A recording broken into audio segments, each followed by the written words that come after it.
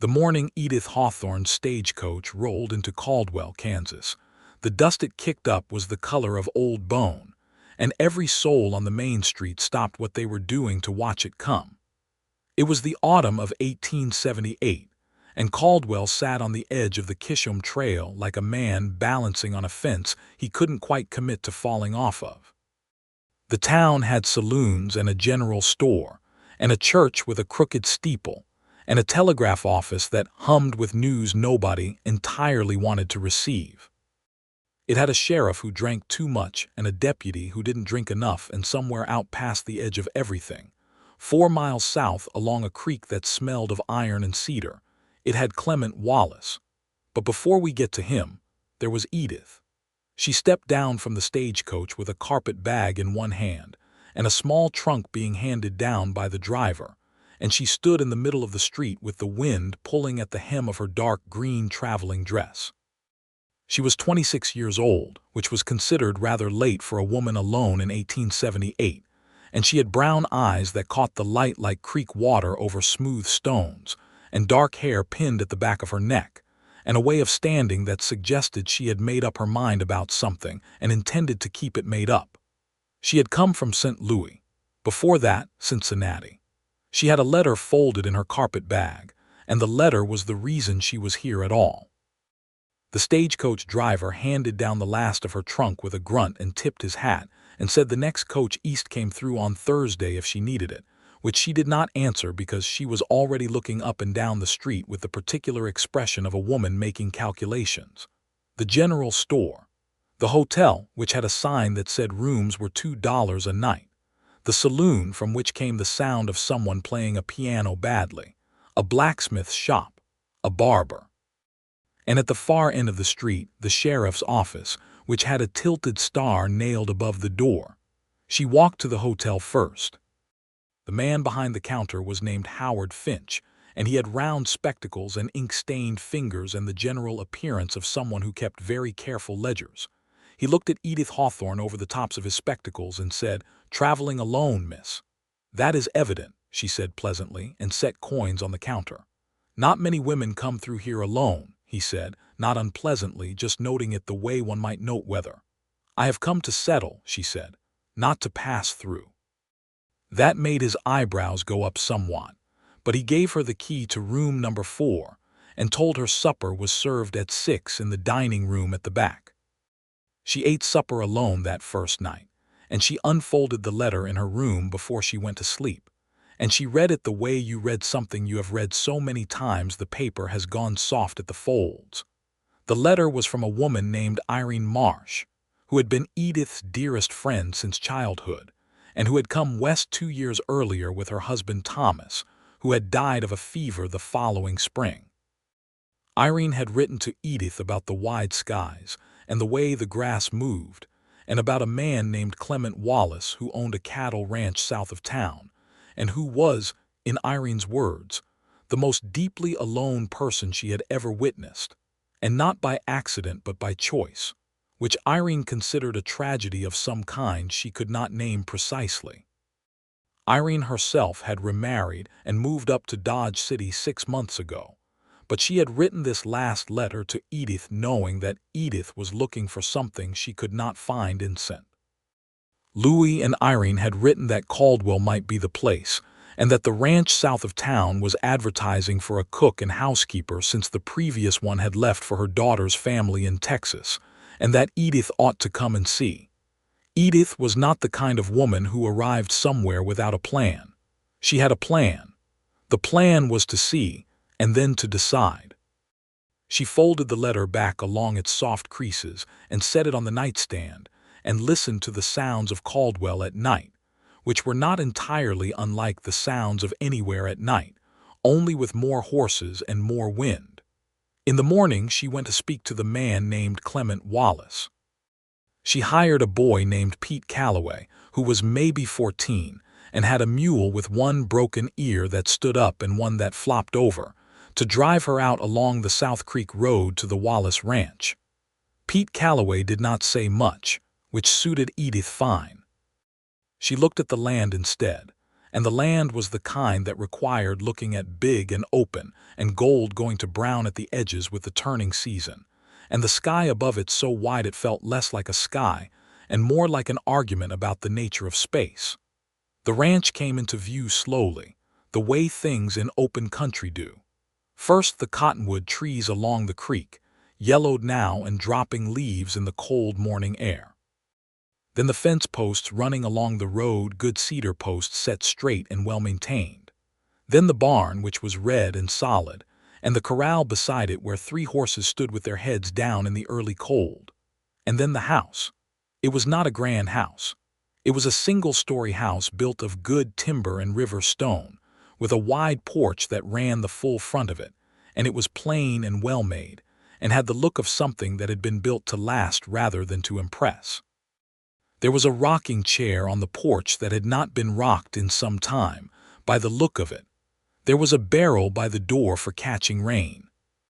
There were window boxes that had gone empty for at least 1 season. And there, at the far end of the porch, leaning against the railing and looking out toward the herd in the south pasture, was Clement Wallace. He was 33 years old.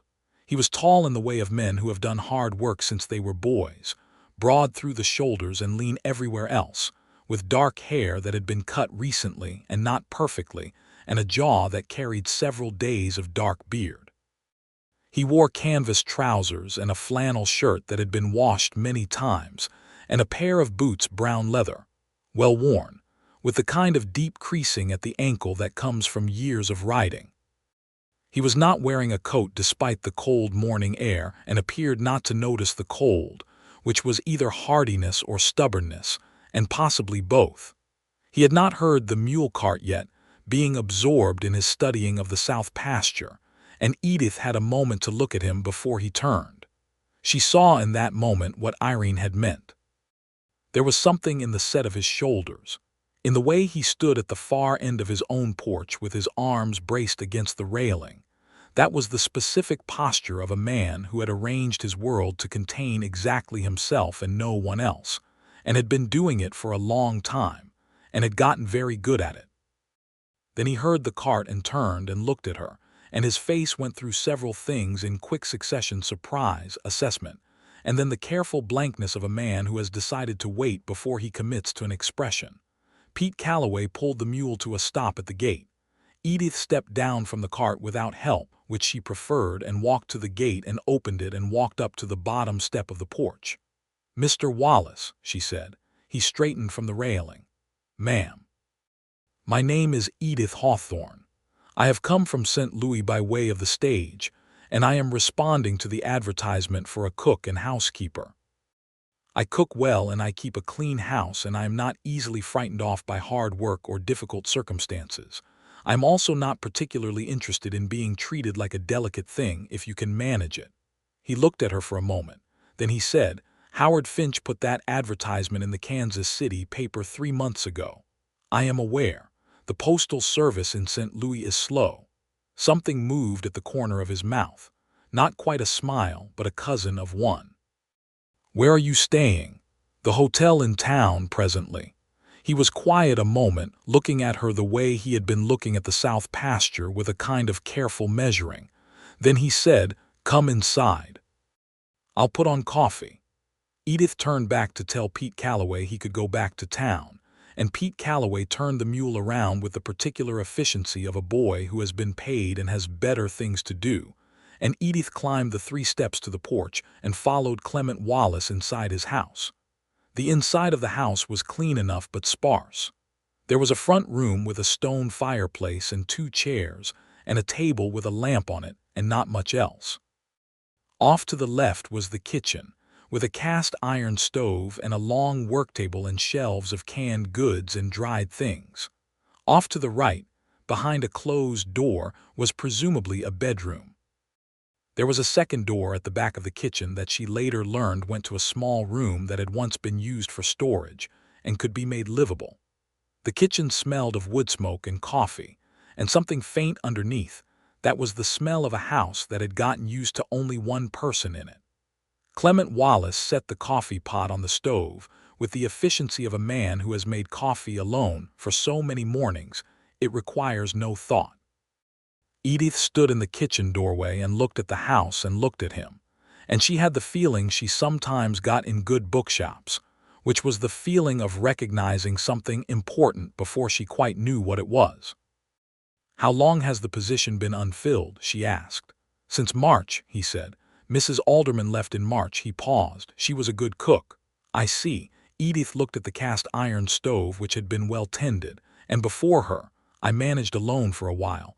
He said it without self-pity, just as a statement of fact. "Before that there was a woman named Clara who left in '74. Edith did the arithmetic silently. "So you have managed largely alone for some time." "I have cattle," he said, as if that explained everything, and in some way it probably did. He poured 2 cups of coffee and set them on the work table and sat on one side of it and looked at her, and Edith sat on the other side and wrapped her hands around the warm cup. "I will be honest with you about what the position entails," he said. "I have a full spread, about 600 head on a good year.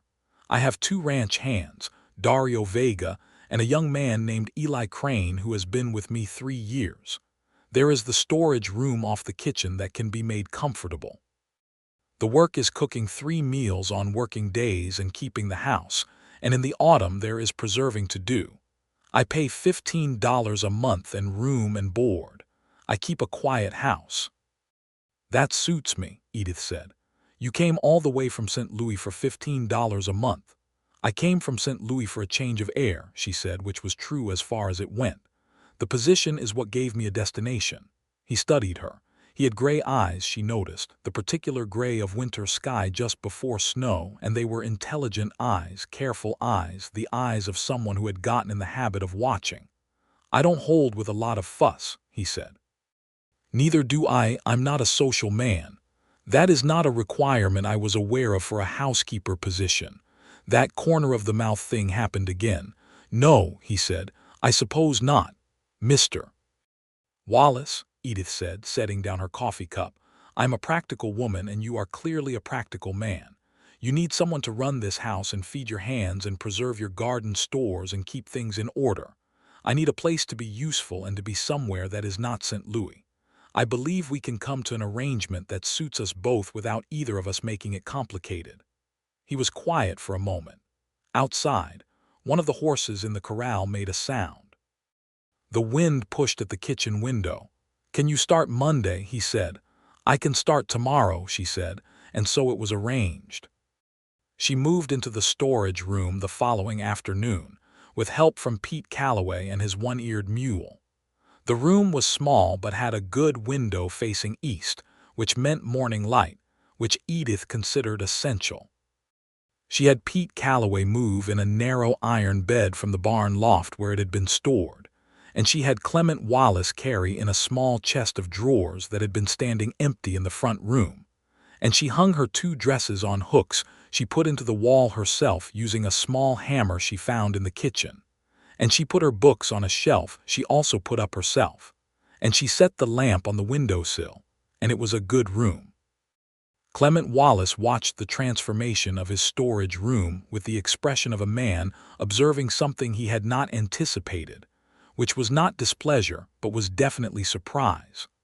On the first morning, Edith rose before light and had the stove going and biscuits in the oven, and a pot of oats on the burner, and a skillet of salt pork going when Clement Wallace came into the kitchen at 5:30.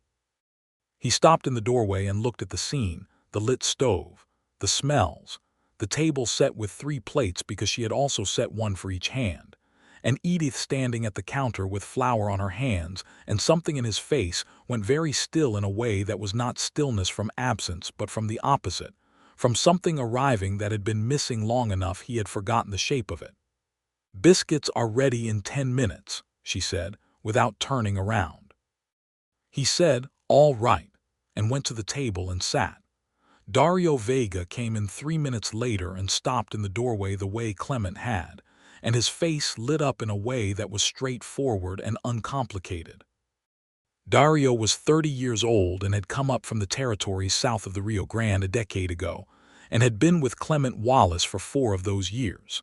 He had a broad, pleasant face and a missing front tooth, and a scar on his chin from a horse that had not liked him at first, and had come to like him very well in the end. And he said, "Buenos dias, Miss Hawthorne," with the warm openness of a man who has not had breakfast cooked for him in quite some time. Eli Crane was 19 and quiet the way young men who have grown up doing hard things are quiet, with a competence beyond his years and an uncertainty about everything that was not cattle work. He came in behind Dario and said "ma'am" to his boots and sat down and ate with the dedication of the young and hungry.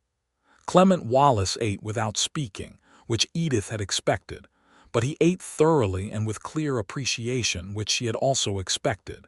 And when he stood to go, he paused at the kitchen doorway and said, "Good biscuits," and went out.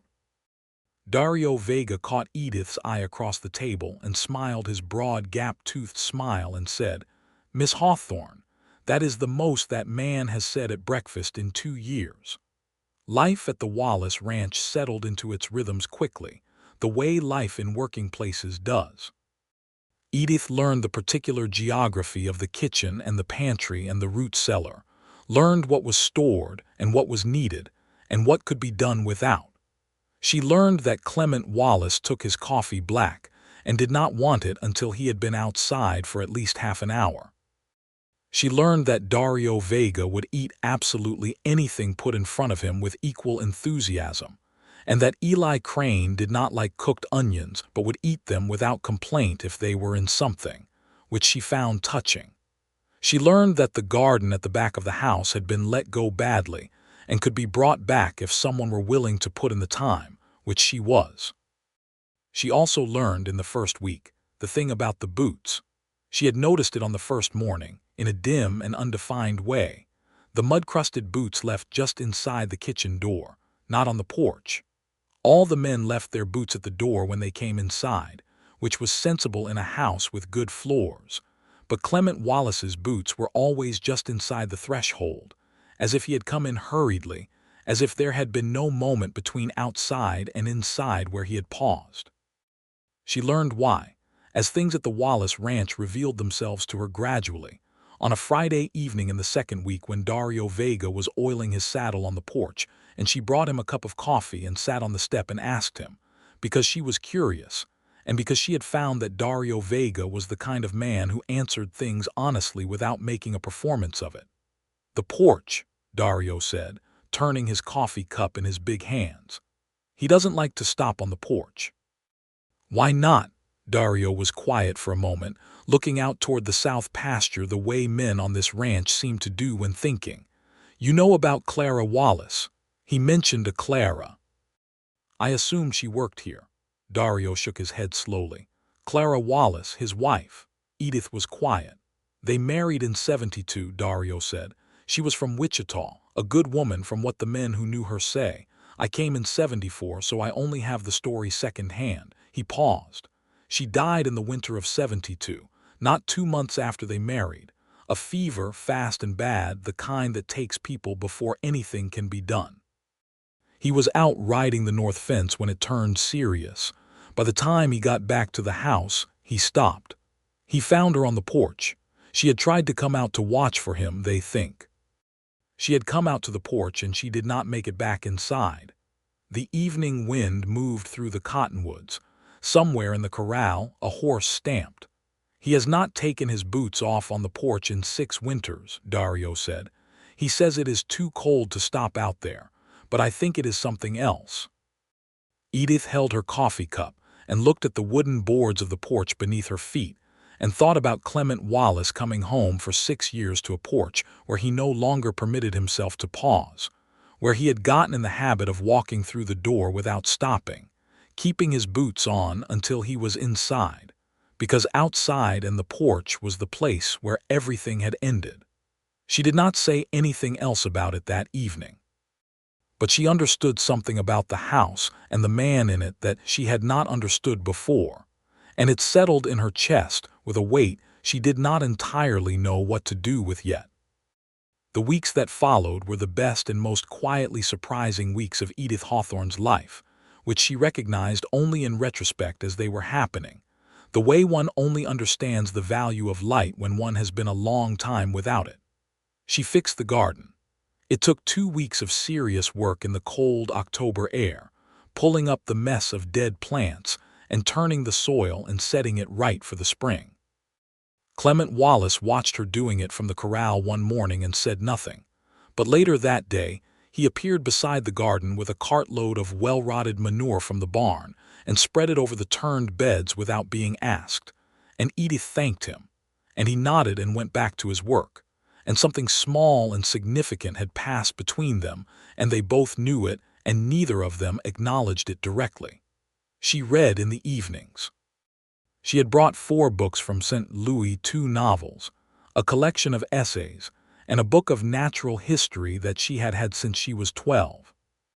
She read in the kitchen after supper while the lamp was still burning, and sometimes Clement Wallace sat in the front room in the evenings working on his accounts or reading his own things, and the house held the two of them in its separate rooms with a comfortable silence that was not like the silence of emptiness, but like the silence of 2 instruments tuned to the same key.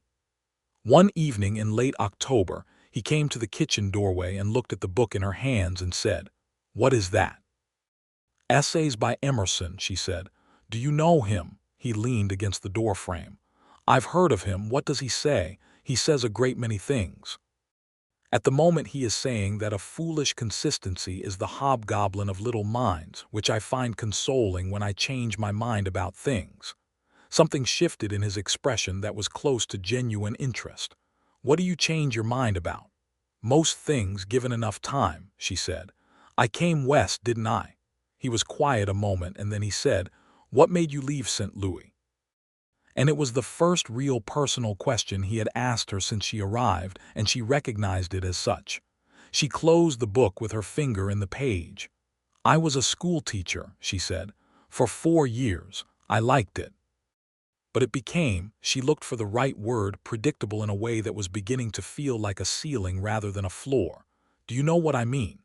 "Yes," he said, and there was a directness in it that suggested he knew exactly what she meant in his own way.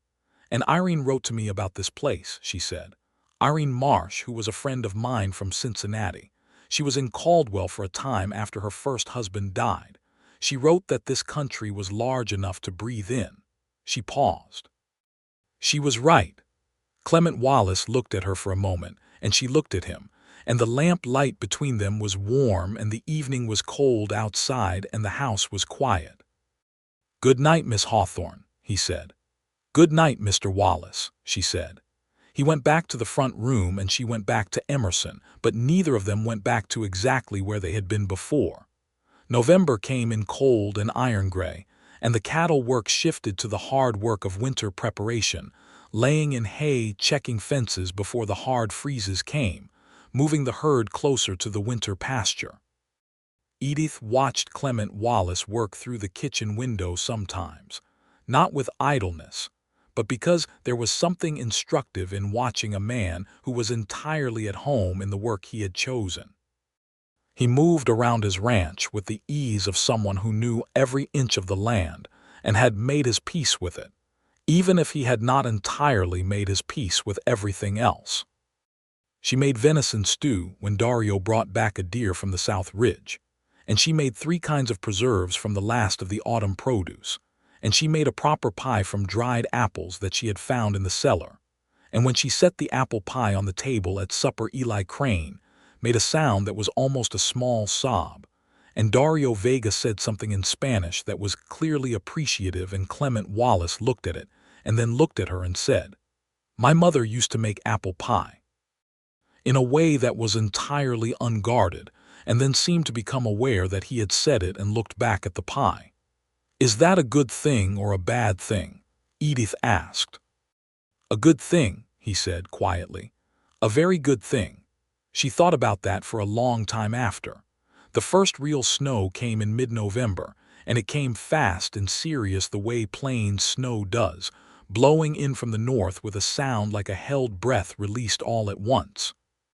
Edith was in the root cellar checking the stores when it started, and she came out to find the world going white and the wind cutting sharply, and she ran for the house with her arms full of potatoes, and she made it to the porch and up the steps and was pushing the kitchen door open when she slipped on the snow that had gathered on the top step and went down hard on one knee. The potatoes went everywhere. Clement Wallace had come out of the barn at a run when the snow started, and he had been heading for the house, and he saw her go down and covered the last 20 yards at speed and was up the steps and had one hand under her elbow before she had quite registered what had happened. "Are you hurt?" he said, and his voice had lost all its careful distance. "Only my dignity," she said, and looked up at him, and he was very close, one hand on her elbow and the other on the porch railing, and his face was concerned in a way that he clearly had not arranged before she looked up, and when she looked up he arranged it or tried to, but he was slightly too late. "Your knee," he said. "It will be fine." She stood with his help and tested her weight. "I've done worse." She looked at the potatoes rolling around in the snow. "I'm more concerned about supper." He let go of her elbow and collected the potatoes, every one of them in his hat, while she stood on the porch and watched the snow and tried to understand what had just happened in her chest when he had looked at her with that unguarded face.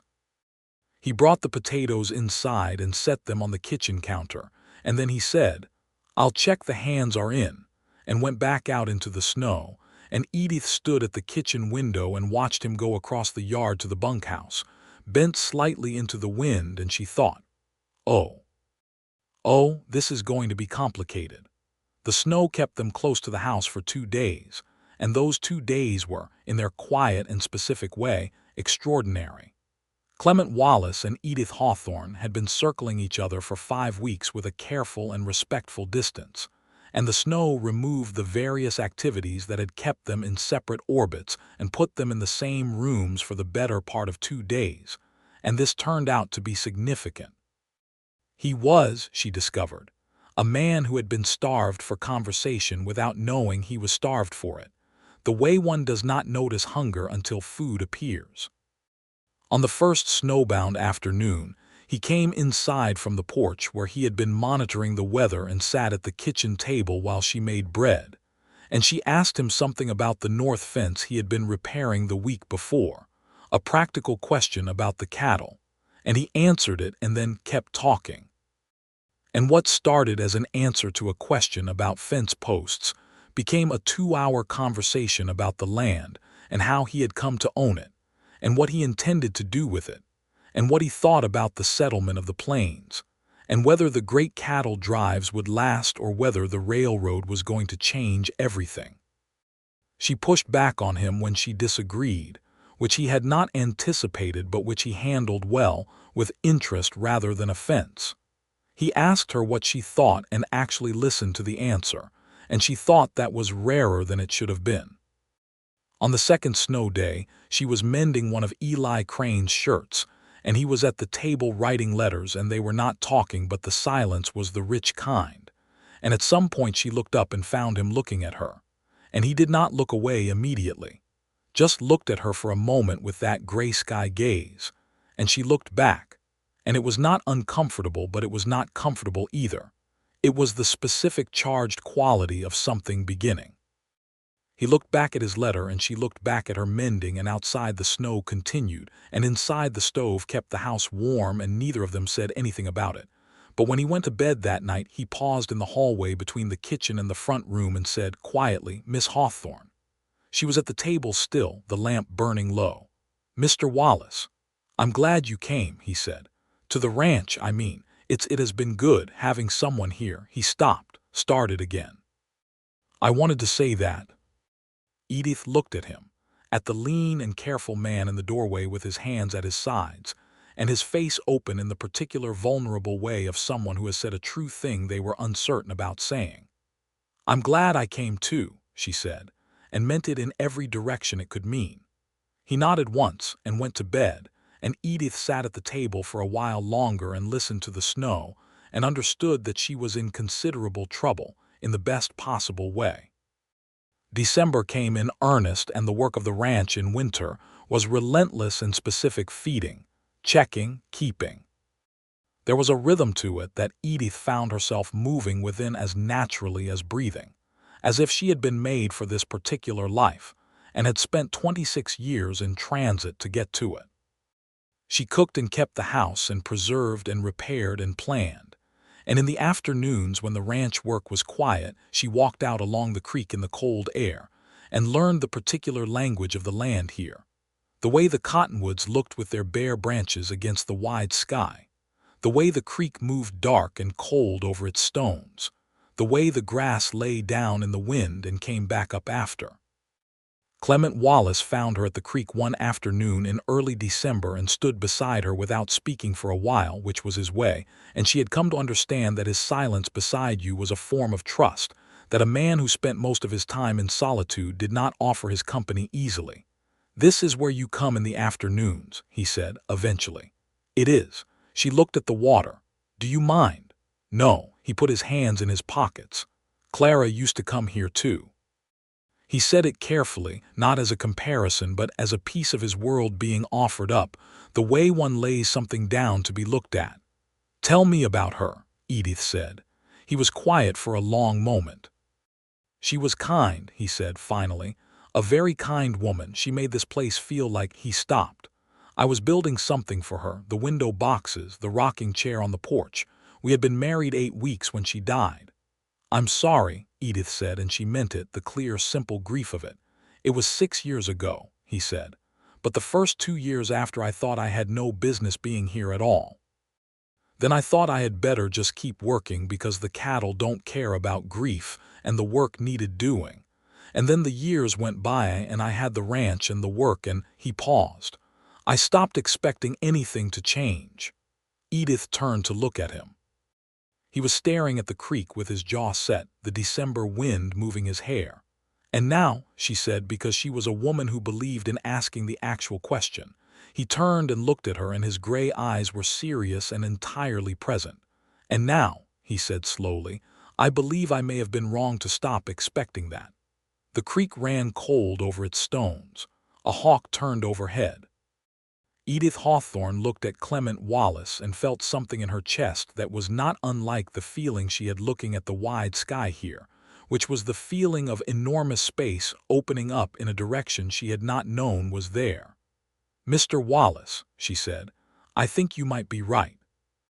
He looked at her for a long time. Then he said, "I think you might call me Clement." "All right," she said, "Clement." He said her name in return, Edith, and the creek went on and the hawk turned and neither of them moved for a moment, just standing there with the cold water sound and their 2 names hanging in the December air between them like something finally put down. He did not kiss her that afternoon. He was not that kind of man, the kind who moves fast on things that matter. He walked her back to the ranch house and went to the barn and she went to the kitchen and made supper, and they were both quiet at the table. But it was a different quiet, a quiet with a shape to it. December deepened, and the cold became serious, and the ranch settled into its full winter rhythms. Edith had written to Irene in Dodge City to tell her she had arrived safely, and that the position suited her very well, and she had written with a deliberate restraint about Clement Wallace himself, because she was not yet sure what she was allowed to say about him, and because Irene would read between every line with her sharp eyes and make conclusions and write back about them at length, which turned out to be exactly what happened. Irene's letter arrived in mid-December and contained 3 pages of practical commentary about winter on the plains and 2 paragraphs that were essentially a sustained and knowing observation about what Edith had carefully not said, ending with the sentence, "You are there for a reason, Edith. And I believe the reason is not entirely the cooking," which Edith read in her room and folded up with great deliberateness and put at the bottom of her trunk. On the 20th of December, a Friday, something happened that changed the weight of things considerably. Eli Crane came back from town with the mail and a piece of news, which was that a man named Harlan Dudge, who had been making trouble up and down the Creek Valley for the past year, had tried to buy Wallace land again, through an intermediary at the land office, which was the 3rd time he had tried to acquire the South pasture through various indirect means, all of which Clement Wallace had refused. Harlan Dudge was a land consolidator, which was a polite way of saying he was a man who acquired land by making the holding of it very difficult for people who already owned it. And he had a habit of moving his cattle onto boundary pastures and letting them overgraze, and making pointed suggestions at the saloon about how certain operations were not long for this world. Clement Wallace received this news at the kitchen table after supper, delivered by Eli Crane, who sat at the table turning his hat in his hands, and his face was the controlled face of a man who is keeping his temper managed by effort. "He sent someone to the land office," Clement said. "Yes, sir. Man named Rourke. Works for Dudge up at the Broken H spread." "How much this time?" Eli named a figure that was a fair price but not a right price for the south pasture, and Clement set his coffee cup down on the table with a deliberate care that was the controlled equivalent of slamming it. Edith, at the counter with her back turned, said, "Will he come here?" "He hasn't yet," Clement said. "He prefers other methods. But you expect him." A pause. "I expect him." Edith turned and looked at him. "Then you should be prepared for him," she said. "And you should have your papers in order, and you should go to the land office yourself and make absolutely certain your claim is documented correctly, because a man who acquires land through intermediaries is a man who looks for technical weaknesses." Clement looked at her. Eli looked at her. Dario, who had come in from the barn for the last of the coffee, looked at her. "She's right," Dario said. Clement's jaw tightened and then released, and he said, "I'll go into town Monday." "I'll come with you," Edith said. "You don't need to. I can read documents quickly, and I have a teacher's eye for small errors in paperwork. You should take advantage of that." He looked at her for a moment with an expression that was somewhere between the surprise he kept having around her and something warmer that was becoming more frequent, and he said, "All right." They went into town Monday, Clement driving the wagon and Edith beside him on the seat, and the land was iron gray and cold, and the sky hung low, and they drove the 4 miles to Caldwell without talking much, but it was easy silence, the silence of two people who have become comfortable enough that silence is not a gap to be filled. At the land office, which was a single room at the side of the courthouse presided over by a man named Jasper Cole, who was meticulous and helpful, and pleased to have someone taking their documentation seriously, Edith went through the deed files with the thorough attention she had once given to school records, and she found 2 things: a boundary description that was slightly ambiguous in its wording, and a transfer notation from the original grant that was technically incomplete.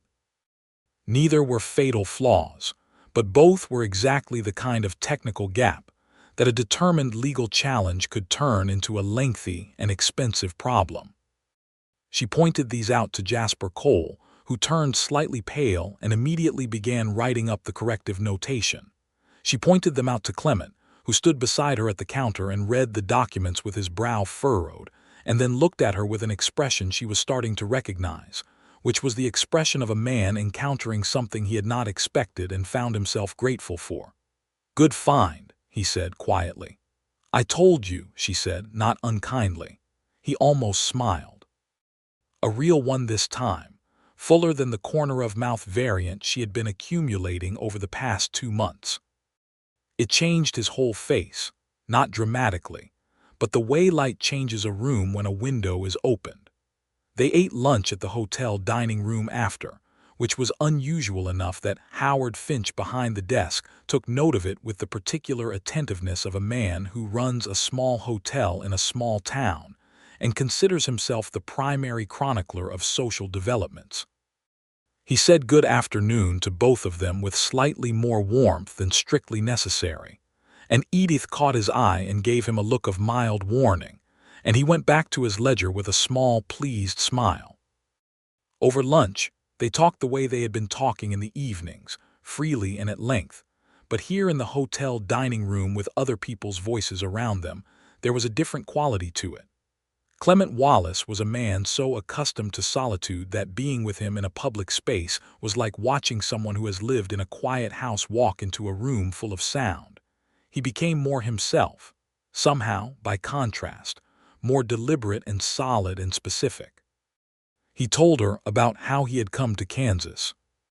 He was from Missouri originally, from a family of farmers, and he had come west at 21 with 2 horses and a pair of hands and a plan that was partly courage and partly ignorance in proportions he had never quite worked out.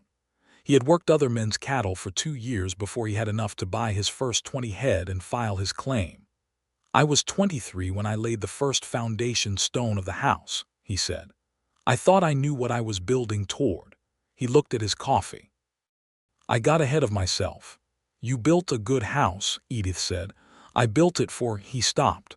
"I built it too big for one man is what I did," she said carefully. "Exactly right for more than one." The dining room was quiet around them, the December afternoon gray at the windows. Clement Wallace looked at Edith Hawthorne across the table, and she looked back at him, and he said quietly, "Edith, Clement, I want to say something, and I'm going to say it carefully because I don't want to make it wrong." "All right," she said. "I was not expecting to." He paused. "I had decided that the ranch was sufficient, that the work was sufficient. I had 6 years of proof that I was correct about that." He looked at his hands on the table. "You have been here 7 weeks. And I find that the thing I had decided about the ranch and the work and sufficiency, I find that I have begun to reconsider it." He looked up at her. "I wanted you to know that." Edith looked at him for a long moment. The honesty of him was something she had not been quite prepared for, the specific bravery of a man who had kept himself closed for 6 years and was choosing, carefully and deliberately, to open a door. "I have been reconsidering some things myself," she said. "I know," he said, and the knowing in it was gentle. They drove home in the December dusk, and the sky went from gray to rose to a dark blue that was enormous above them. And Edith sat beside Clement Wallace on the wagon seat, and the cold air was sharp and clean, and somewhere in the south pasture, the cattle moved as dark shapes against the gray grass, and the cottonwoods along the creek stood bare and exact, and the ranch house came into view with a light in the front room window where Dario had lit the lamp before turning in, and it looked, from a distance, like what it was beginning to become, a home with 2 people in it. He helped her down from the wagon at the gate, which he had not done before, and his hand was around hers for a moment longer than necessary, and she looked up at him, and his face was very serious and very near. And for a moment the whole cold December evening held still. Then a horse in the corral stamped and snorted, and the moment released, and he said, "Good night, Edith," with a warmth in it that was new, and she said, "Good night, Clement," and went inside, and she stood in her small room with the eastern window for a while after, listening to the sound of him putting the wagon away, and she thought about how the world could change its arrangement entirely in 7 weeks if you let it. Christmas came, which Edith had not quite prepared herself for emotionally. She had not spent Christmas without family before. She had a sister in Cincinnati, and her mother was still alive, and she had in previous years been part of a Christmas that involved crowded rooms and children and the particular noise of family occasions. The ranch Christmas was different. Dario Vega cooked something from his mother's tradition, a puzzle that was extraordinary and warming, and Edith made a proper Christmas cake using dried fruits she had found in a tin at the back of the pantry. And Eli Crane turned out to have a very good singing voice, and sang 2 hymns after supper in the kitchen with a solemnity that was touching. Clement Wallace gave Edith a gift, which surprised her considerably. It was a small book, a collection of poetry, and it was clearly new, which meant he had asked someone in town to order it and had been planning it for some time. He handed it to her on Christmas morning by the fire in the front room with a directness that covered something more uncertain underneath, and she opened it and saw that he had written in the front, in his careful blocky hand, "To E.H., may this house keep being warmer." C.W. She had to look at the fire for a moment before she could say thank you. She gave him a pair of good woolen gloves she had knitted, which had taken her the better part of 3 evenings, and he looked at them with a care that suggested he understood exactly how much time was in them. And he said, "These are fine work," and she said, "Your hands were getting chapped," which was practical and true, and they smiled at each other. The new year came in quiet, as New Year's do in cattle country, without ceremony but with the solid sense of time turning over, and 1879 came to the Wallace Ranch with the particular feeling of a page turned to something new. In the second week of January, Harlan Dudge came. He came in the afternoon on a gray, cold day, driving a good buggy with a man beside him who had the look of someone hired to be large and present. Edith saw them from the kitchen window and went to the front room where Clement was working on accounts and said, "You have visitors. A buggy, 2 men. One of them looks like money, and the other one looks like the kind of trouble money buys." Clement set down his pen with a deliberateness she had come to recognize. "Stay inside," he said. "I will stay where I choose," she said pleasantly, "but I will stay in the house for now, yes." He went to the door and out to the porch, and Edith stood at the front window and watched, which was not nothing. Harlan Dudge was a heavy man of 50 with a good coat and a way of smiling that did not reach anywhere near his eyes. He got down from the buggy at the gate and came up the path and stopped at the bottom of the porch steps, and his hired man stayed at the gate, and the 2 men on the porch talked for 10 minutes. Edith could not hear the words, but she could read the shapes, Dudge making a broad gesture that included the south pasture, Clement standing very still with his arms at his sides in the way he had when he was being careful with his temper. Dudge reaching into his coat for papers that Clement did not take. Dudge's smile going and coming back. Clement saying something short and clear that made Dudge's smile go and not come back. Eventually, Dudge went back to his buggy and drove away, and Clement came back inside and stood in the front room doorway. "Well," said Edith, "he offered to buy the south pasture directly, higher than the last offer. And you said?" "I told him the south pasture had been in my deed since '73 and was going to stay there, and that I had recently had my documentation confirmed and corrected at the land office, and that he was welcome to take any concerns he had to the county judge if he felt otherwise." Edith nodded slowly. "That was exactly right. He said he would be back." "Let him come back," she said. "You have the paperwork now, he has nothing." Clement looked at her. "You knew," he said, "when you insisted on going to the land office. You knew this might come." "I suspected something of the kind was possible," she said. "A man who keeps trying to buy something that isn't for sale is either sentimental or strategic, and Harlan Dudge does not look like a sentimental man." He came across the front room and stopped very close to her, and his face was serious and warm and the gray eyes were entirely clear, and he said, "Edith Hawthorne, I believe you are the most useful person I have ever encountered." And she understood from his tone that useful meant something large and felt and real, not something small and practical, and she looked up at him and said, "Clement Wallace, I believe you have not been paying attention to the right things." And then, carefully, as if he were doing something he had been considering for some time and had finally decided to commit to, he reached up and touched her face, just briefly, his rough thumb along her cheek, and she put her hand over his, and they stood like that in the front room in the January cold with the fire going and the afternoon light coming through the window. And it was the most natural and most momentous thing she had experienced in 26 years of living. He kissed her that evening after supper, when Dario and Eli had gone to the bunkhouse, and the house was quiet, and she was at the kitchen table with her book, and he had come in for the lamp oil and had stopped beside her, and she had looked up and he had looked down and the book had gone face down on the table. It was a careful kiss, the kiss of a man who has not kissed anyone in a long time and is being honest about the fact that it matters. She kissed him back with an honesty that matched it, and when they separated she could feel the warmth of it all the way down to her feet, which were cold because it was January in Kansas. "I don't quite know the protocol for this situation," he said, which was the most artlessly genuine thing she had ever heard a man say.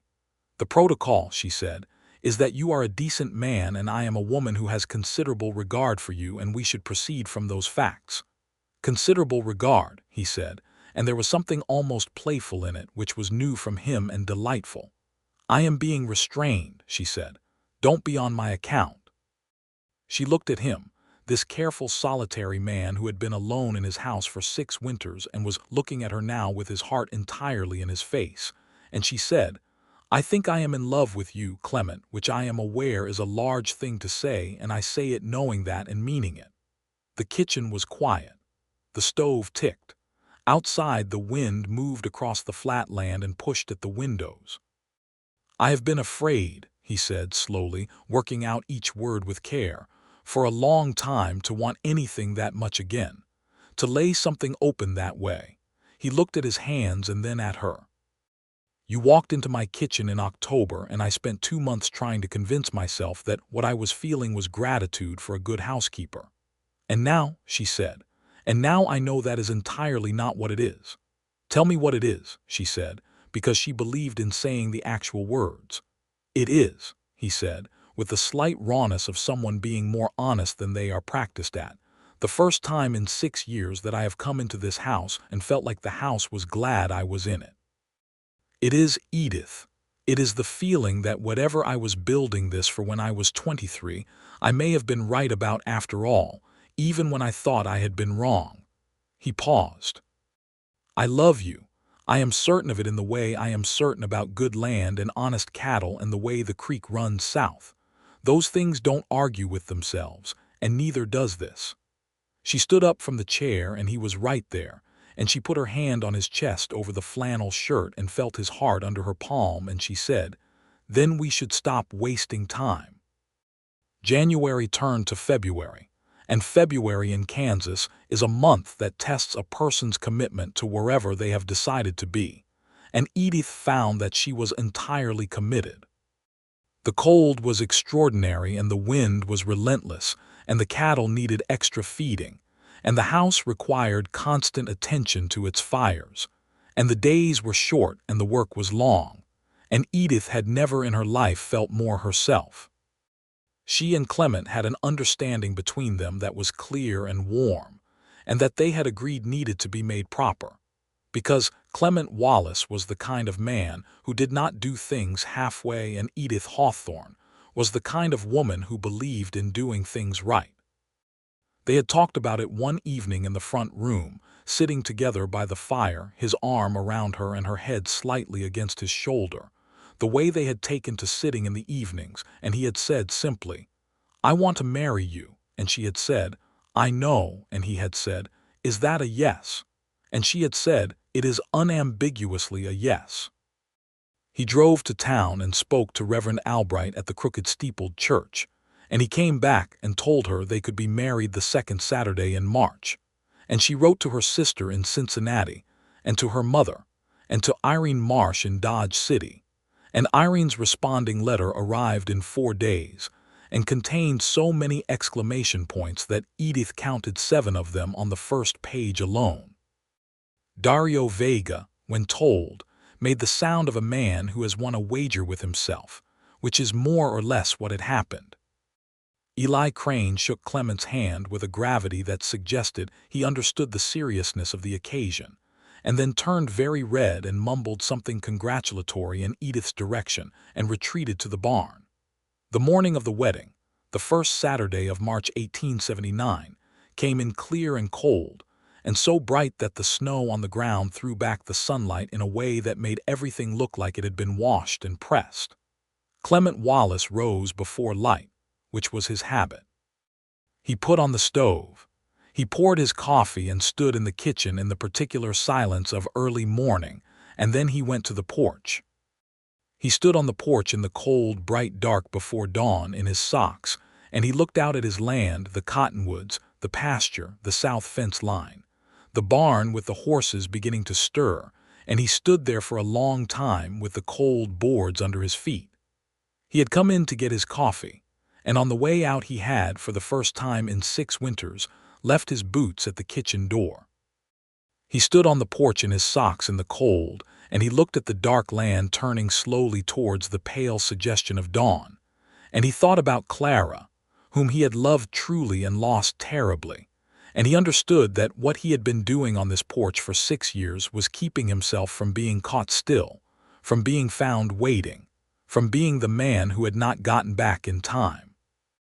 He had not stopped on the porch in 6 years because stopping meant being present, and being present meant being open, and being open was the thing he had taught himself, painstakingly, to be afraid of. And this morning he had left his boots at the door. He stood in his socks on the porch on his wedding morning and felt the cold all the way through and let himself be exactly where he was. And the dawn came up pink and gold over the flat plain, and the cattle moved in the south pasture, and the cottonwoods were bare and silver. And it was the most beautiful morning he had seen in 6 years, because he was looking at it fully, without armor, with the particular open vulnerability of a man who has finally chosen to trust the morning. When Edith came into the kitchen at 5:30, she found his boots on the porch mat, outside the door, and she stood at the threshold and looked at them for a moment, and then looked out at the porch where Clement was standing in his socks facing the dawn. She understood everything in that moment about what those boots outside the door meant, and she had to put her hand on the doorframe for a moment. Then she went inside and put the coffee on and started the biscuits. When he came back inside, with cold reddened feet and a face that was entirely open in the way she had been watching it become all winter, she was at the counter and she turned to look at him and he looked at her and she said, "Cold feet." And he said, "Worth it." And the way he said it held everything. They were married that afternoon at the church with the crooked steeple, with Reverend Albright presiding in his good black coat, and Dario Vega standing with Clement and Irene Marsh, who had come down from Dodge City on the Thursday stage with her new husband James, and a hat that was extraordinary even by St. Louis standards, standing with Edith. The church was cold and the pews were hard and there were maybe 30 people in them, ranchers and their wives from along the Creek Valley, and the people of Caldwell who had been paying attention, and also Howard Finch, who sat in the third row with his ink-stained hands folded, and a look of genuine pleasure. Clement Wallace said his vows in a voice that was low and steady and absolutely certain, and Edith Hawthorne said hers the same way, looking at him with her Creekwater eyes and meaning every syllable of every word. And when Reverend Albright said he could kiss his bride, Clement Wallace kissed Edith Wallace. Edith Wallace. She was Edith Wallace now, with a thoroughness that made Irene Marsh press her knuckles to her mouth, and made Dario Vega say something in Spanish that Eli Crane, standing at the back, later asked him to translate, and Dario said meant approximately, "Finally." The reception was held at the hotel because it was the largest warm space in town, and Howard Finch had moved tables aside, and there was a fiddle player and food that Edith and Irene had made that morning, and the Caldwell winter evening outside was dark and cold, and inside there was light and warmth and people who had been neighbors in a hard country deciding together to be glad about something. Clement danced badly and knew it and danced anyway because Edith asked him to, and he was, it turned out, a man who would do almost anything for the woman he loved, which Edith was discovering to be an extraordinary thing about him. He held her on the rough board floor and turned her around in something only nominally resembling a waltz and looked down at her with his gray eyes, and she laughed, which was the best sound in the room. Irene found Edith at the edge of the dancing and put both her hands in Edith's and said, "I knew," and Edith said, "You couldn't have known," and Irene said, "Edith, I always know," and they laughed and held onto each other's hands the way women who have been friends since childhood do when something large and wonderful has happened. Spring came to the Wallace Ranch with the force of something long overdue, the way plain spring comes, not gradually but all at once, the cold releasing and the land greening with an urgency that felt personal. The cattle calving came early and kept Clement and Dario and Eli busy from before dawn until after dark for 3 weeks, and Edith kept the house and the kitchen running with the steady competence that she had, and also planted the garden properly now that the ground was workable. And in the evenings when Clement came in exhausted and grass-stained and smelling of cattle and cold air, he would sit at the kitchen table and she would put a plate in front of him and sit across from him, and they would talk about the day. And this simple daily ritual of talking about the day was something he had not had in 6 years, and every time it happened he was, beneath his careful surface, quietly overwhelmed by it. The land dispute with Harlan Dudge resolved itself in April in the way Edith had predicted, which was that without a technical weakness in Clement's documentation, there was nothing for Dudge to exploit, and the county judge made it clear when Dudge's lawyer made a final inquiry that the Wallace claim was solid and the matter was closed. Clement came home from the courthouse with the look of a man from whom a weight has been removed, and Edith was on the porch planting the window boxes that had gone empty for 2 winters, and he came up the path and looked at her on the porch with the window boxes and said, "It's done." And she sat back on her heels and said, "Good." And he came up the steps and bent down and kissed the top of her head and said, "You saved it, you know." "The south pasture," and she said, "We saved it." And he looked at her with all his considerable feeling plainly visible, and then he helped her plant the remaining window boxes, which she thought was a fine way to spend a Thursday afternoon. Summer on the ranch was full and particular and good. The south pasture in the long light of July was golden green, and the cattle moved through it heavy and well fed, and Clement Wallace looked at it with the satisfaction of a man whose work has come right, and beside him, Edith looked at it with the eye of someone who had come to love this specific piece of the world and its particular beauty. Dario Vega, who had been sending letters to a woman named Rosa who lived in Abilene, announced in August that he was going to marry her and bring her to the ranch, and there was a celebratory supper about it during which Eli Crane contributed his good singing voice and Clement opened the bottle of whiskey he kept for significant occasions, and poured a measure for everyone and said, in the simple direct way he had of saying the true thing, "Dario, you are a good man and you deserve a good woman. And we are glad for you." And Dario was so moved by this that he had to look at the ceiling for a moment. Rosa Vega arrived in September, small and sharp-eyed and entirely unintimidated by anything, and she and Edith took to each other with the speed of 2 practical and intelligent women recognizing each other on sight. The ranch now held 2 families within it loosely, and it had a fullness to it that the empty window boxes had been the visible symptom of the absence of. In late September of 1879, a year after Edith Hawthorne had stepped off the Caldwell stage with her carpet bag and her folded letter, she told Clement Wallace on a Sunday morning in the kitchen over coffee that they were going to have a child. He was very still for a moment, the coffee cup in his hands. Then he set it down very carefully on the table and looked at her with a face she had not seen before, which was the face of a man receiving news so significant that all of his various careful arrangements simply dissolved, and what was underneath was just pure and open feeling. He stood up from the table and came around it and took her hands in his and looked at her, and there was water in his gray eyes, which he made no attempt to conceal or manage, and he said, "Edith," just her name, and she said, "Clement," just his. "We are going to need to build on," he said eventually when he had gotten his voice back. "We have time," she said, "not as much as you'd think." He was still holding her hands. "I will start on the addition before first frost. You have cattle to move before first frost." "I can do both," he said, and there was such simple certainty in it that she believed him entirely. He did both.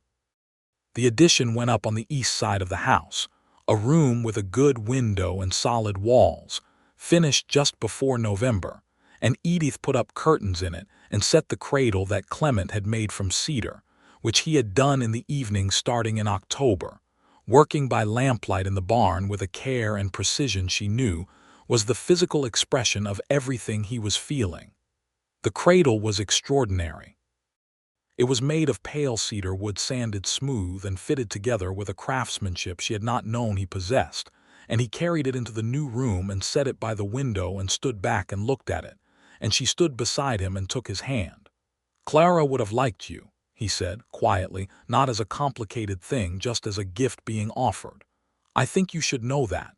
Edith squeezed his hand. "I think I would have liked her too." You are not a replacement for anything," he said, because he was a man who needed things to be clear and true. You are the next thing, the right thing, the thing that he stopped and started again. I built this house thinking I knew what I was building toward. When I lost Clara, I thought I had been wrong about all of it, about the size of the house and the window boxes and the rocking chair. I thought I had made it all up. You hadn't, Edith said.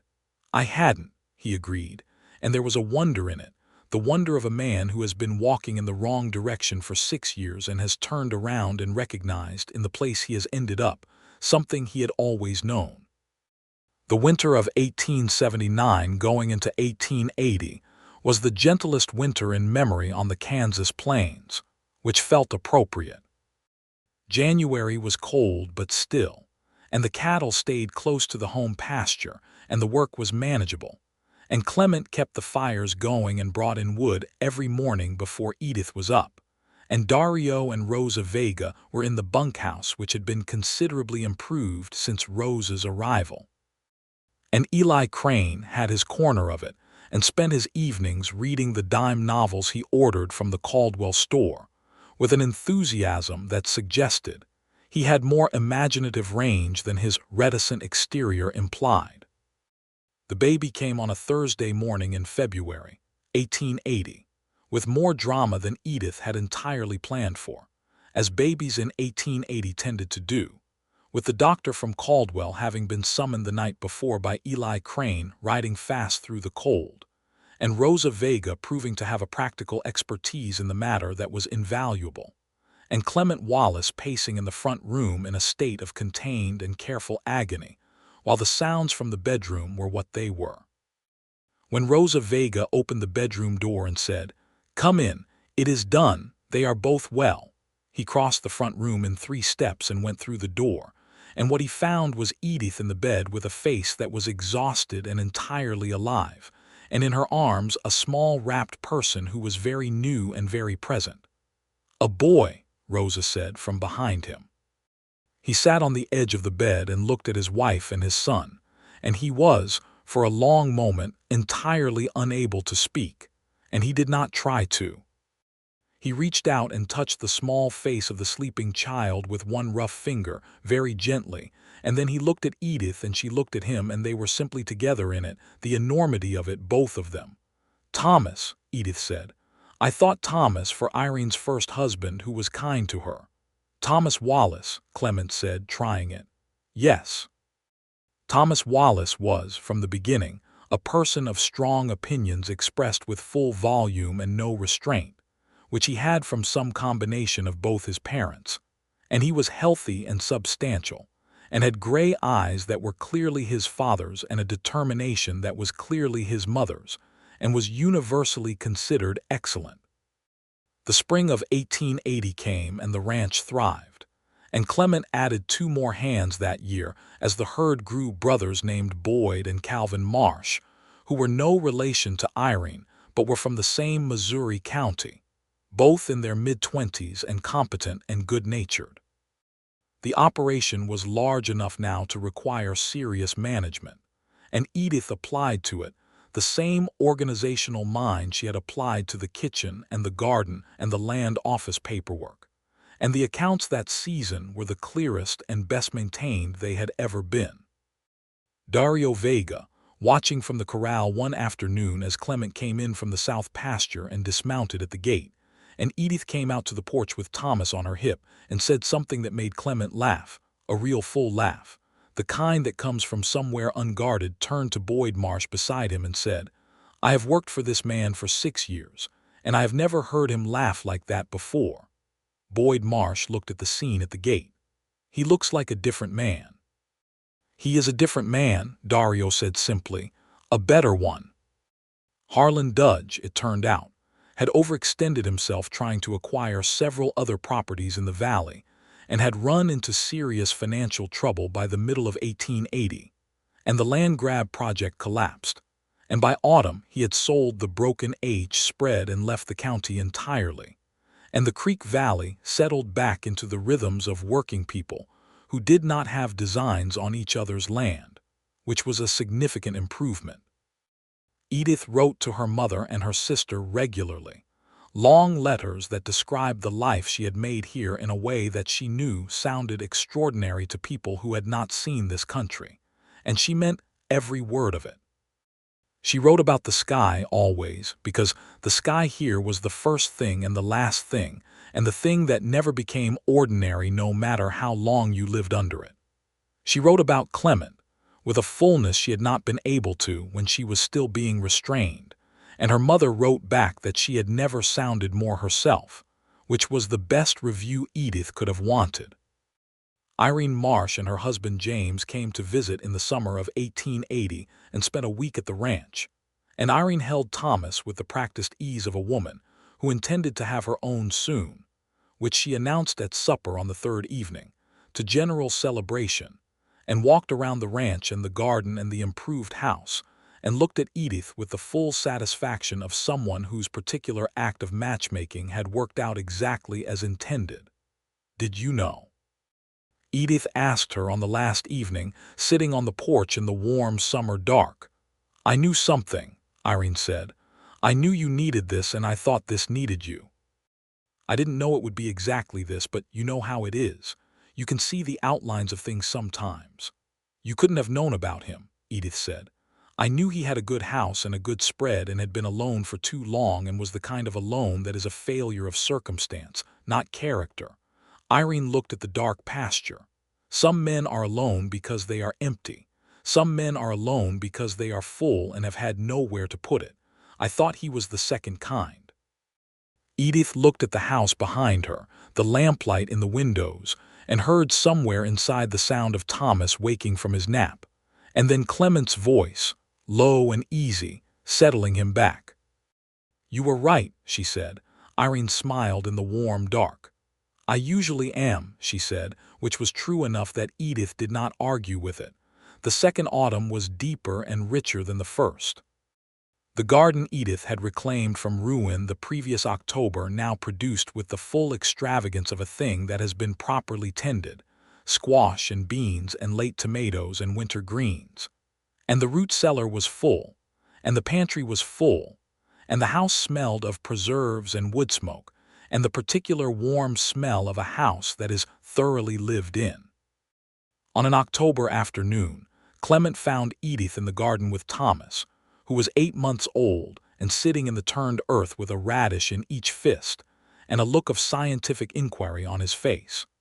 Clement leaned on the garden fence and looked at the two of them, his wife with dirt on her hands and her dark hair coming down from its pin, and his son investigating root vegetables with all the seriousness of a person for whom everything is still new. He stayed there for a long moment just looking, and Edith glanced up from the row she was clearing and saw him at the fence and the way he was looking at them, and she said, "What?" "Nothing," he said. "You're staring." "I'm allowed to stare at my own garden," he said. "This is my garden," she said. "I rebuilt it. I contributed manure," he said. "Romantically," she said, and they were smiling at each other across the garden fence in the October afternoon light, and Thomas dropped one of his radishes and looked at it on the ground with the full expression of a person confronting loss. "I was thinking," Clement said, "about 6 years ago, about what this October looked like." Edith looked at him. "And I was thinking that a man can believe something entirely and be entirely wrong," he said. "I was certain I knew what my life was going to be. And then you came, and everything I had decided was wrong." He paused. "I'm grateful to be wrong. I'm grateful you let yourself be," she said.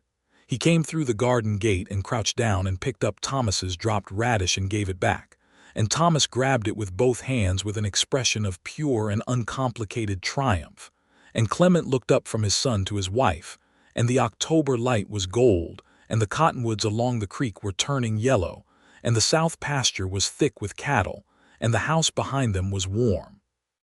By the spring of 1881, Thomas was walking with the focused and slightly unsteady determination of a small person who has recently discovered the enormous possibilities of mobility, and the ranch had grown to 800 head, and the operation was thriving, and Edith had begun teaching Eli Crane to read more fluently in the evenings, because he had mentioned once in passing that he had only had 2 winters of school as a boy, and she had looked at him and said, "Well, let's fix that," with the same tone she used for everything that needed fixing, which was calm and matter-of-fact and entirely committed.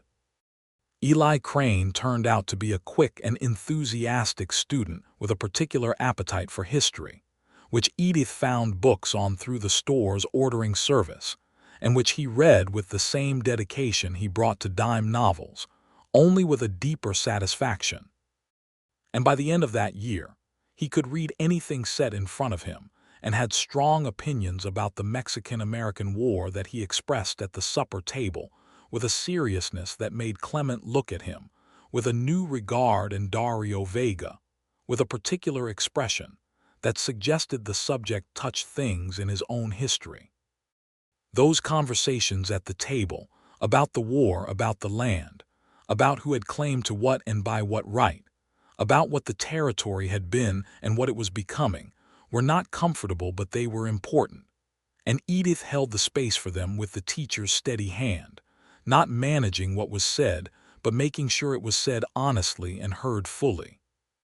Clement listened with the attention of a man who understood that the land he worked had a complicated history he had not always looked at directly, and he listened without defensiveness, which was the most useful thing he could do. These were not easy conversations, and they did not resolve neatly, because history does not resolve neatly, but the having of them was something.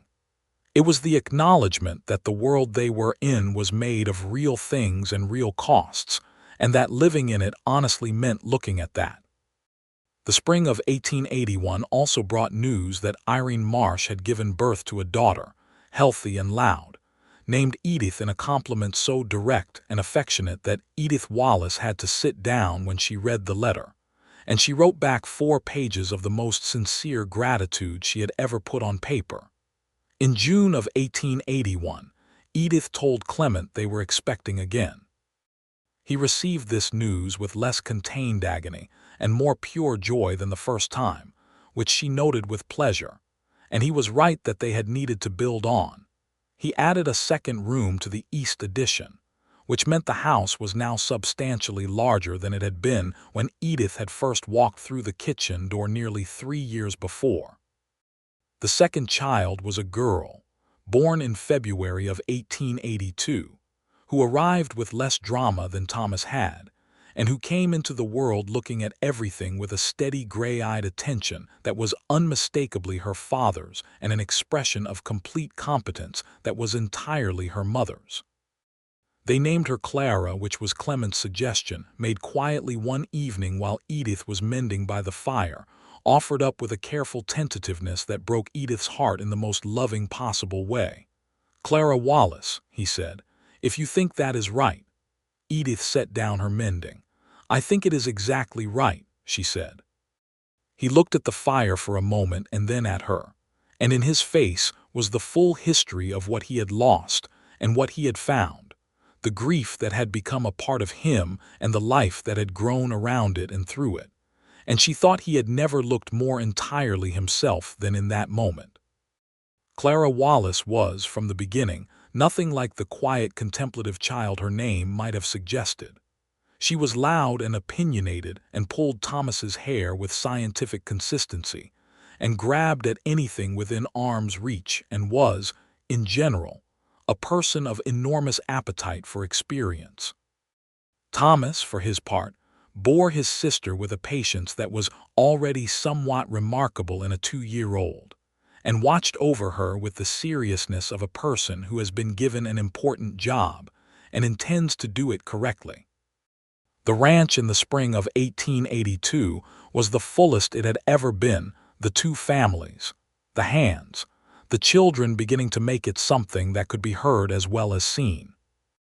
The porch that had been empty and unvisited for 6 winters now had Clement's boots on it every morning, set neatly by the door when he came inside, and the rocking chair rocked, because Thomas had claimed it, and the window boxes were full of whatever Edith could grow in them, and the house was exactly the size it needed to be, and no bigger and no smaller. Dario and Rosa had a baby of their own that April, a boy they named Marcos, and the celebration supper was the largest the ranch house had ever held, with both families and all the hands around the long table that Clement had extended with a second surface that season precisely, because the table had gotten too small for everyone. And there were 3 children within reach of the table now, and the noise was extraordinary, and the food was extraordinary, and Clement Wallace sat at one end of it and looked at the length of the table, and at the faces around it, and at Edith at the other end holding Clara and talking to Rosa, and he thought that the house he had built at 23 for a life he had only been able to imagine had turned out, in ways he never could have predicted, to be built for exactly this. By the autumn of 1882, the Wallace Ranch was one of the best-regarded operations in the county, known not only for the quality of its cattle, but for the way it was run with competence and honesty, and a kind of fair dealing that drew good people to it. Eli Crane had been made foreman at 23, which was young but which no one who had watched him for 3 years questioned, and he handled the responsibility with the same quiet competence he brought to everything, including now the history books Edith kept sending him. One evening in late October, with the first real cold of the season pushing against the windows and Thomas and Clara asleep in their rooms, and the house full of the good settled warmth of a place that has found its right purpose, Edith and Clement sat together by the front room fire the way they did most evenings. She was reading, and he was not precisely doing anything, just sitting with his arm around her, and his face the open and easy face she had been watching it become for 4 years. "Do you remember," she said, not looking up from her book, "the morning you left your boots on the porch?" He was quiet for a moment. "Our wedding morning. You were out there in your socks in the cold." "I was." He paused. "I had gone out to look at the dawn, and I had not thought about the boots until I was already on the porch, and then I thought—" He stopped. "I thought it was time. Past time." Edith closed her book. She turned to look at him, this man who had been alone in his house for 6 winters and had one morning stood in his socks on the cold porch and looked at the dawn and decided to be open to it, and who had been building toward this, all of it, without knowing that was what he was doing. "You have been very brave," she said. "I don't know about that." "I do," she said. "Staying closed is easy. Opening is the brave thing." He looked at her, and his gray eyes were warm and entirely present, and he said, "You made it easy." "I made it possible," she said. "You did the brave part." He kissed her, this man who had learned to stop on the porch again, who had put his boots by the door every morning since and come inside to the house and the life he had built, and the woman he loved.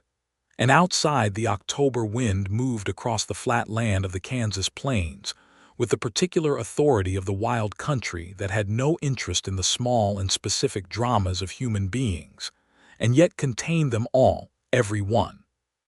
The grief and the recovery and the love, and the ordinary extraordinary dailiness of a life fully lived. Thomas Wallace grew up on that ranch and knew every inch of it by the time he was 7, and had his father's gray eyes and his mother's love of books, and a particular gift with horses that was entirely his own.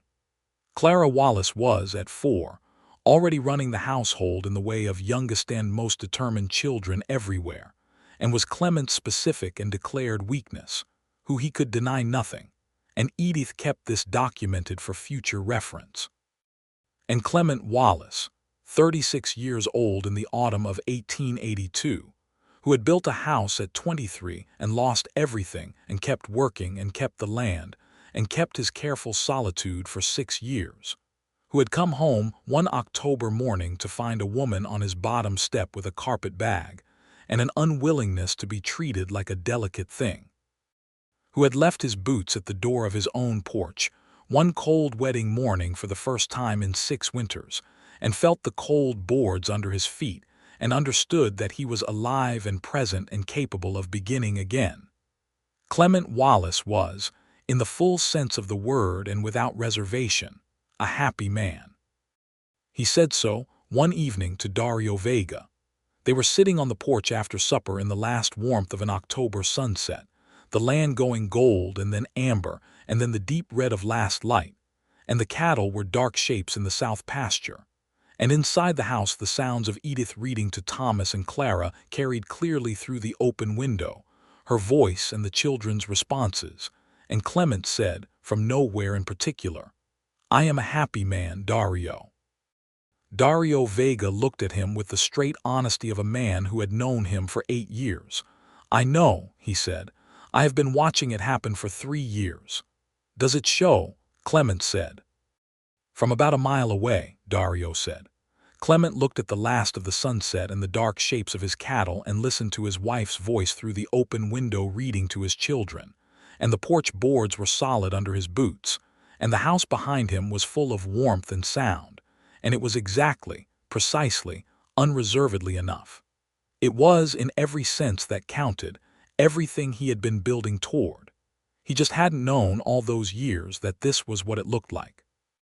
And now he did.